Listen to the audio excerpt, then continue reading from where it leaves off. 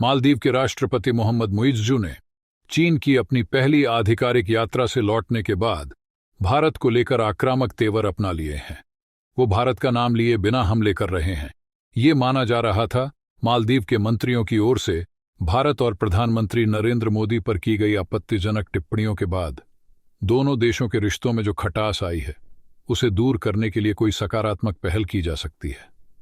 मालदीव के विपक्षी दल भी मांग कर रहे थे मंत्रियों को निलंबित करना काफी नहीं है और मालदीव सरकार को भारत से इस विषय पर आधिकारिक तौर पर खेद प्रकट करना चाहिए। मगर शनिवार को जब मुइज़्ज़ू 5 दिवसीय चीन यात्रा से स्वदेश लौटे तो उन्होंने पत्रकारों के सवालों के जवाब के दौरान कहा, हम भले ही छोटे देश हैं लेकिन इससे किसी को हमें धमकाने का लाइसेंस नहीं मिल जाता। उन्होंने हिंद महासागर को लेकर कहा कि ये समंदर किसी खास देश का नहीं है, ये उन सभी देशों का है जो यहां और इसके आसपास बसे हैं।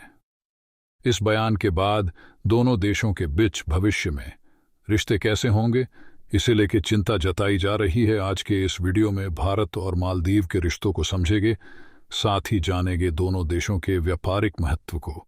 मुइज़्ज़ू का यह भी कहना था कि हम किसी के बैकयार्ड में मौजूद देश नहीं हैं, हम एक स्वतंत्र और संप्रभु देश हैं।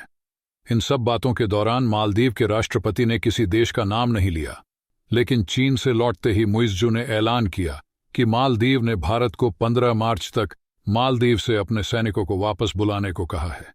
मुइज़्ज़ू ने क्यों अपनाए ऐसे तेवर? मोहम्मद मुइज़्ज़ू का भारत विरोधी रुख नई बात नहीं है। बीते साल जब वह चुनाव लड़ रहे थे तब उनका चुनावी अभियान भारत के विरोध पर केंद्रित था।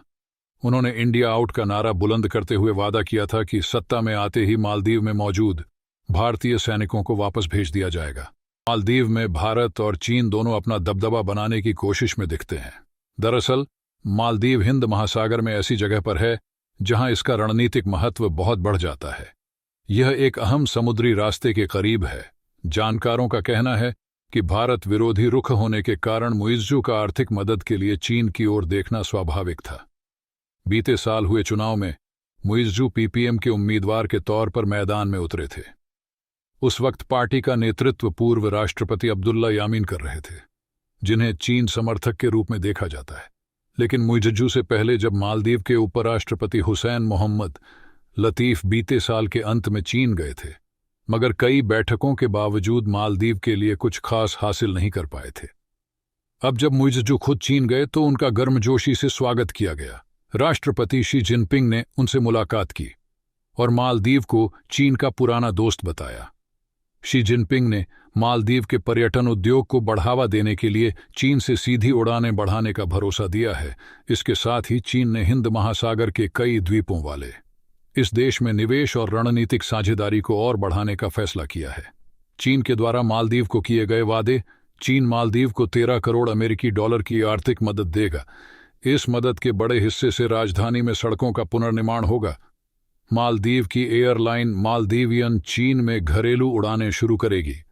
हुला हुमाले में पर्यटन क्षेत्र विकसित करने के लिए चीन 5 करोड़ अमेरिकी डॉलर देगा। विलिमाले में स्नॉबेड के एक अस्पताल के लिए भी चीन अनुदान देगा। अब आने वाले समय में ये देखना होगा भारत मालदीव के साथ कैसा रुख अपनाता है और भारत हिंद महासागर में अपनी मजबूती किस तरह से बनाए रखता है। सब्सक्राइब करें हमारे चैनल को और पाए तमाम लेटेस्ट अपडेट।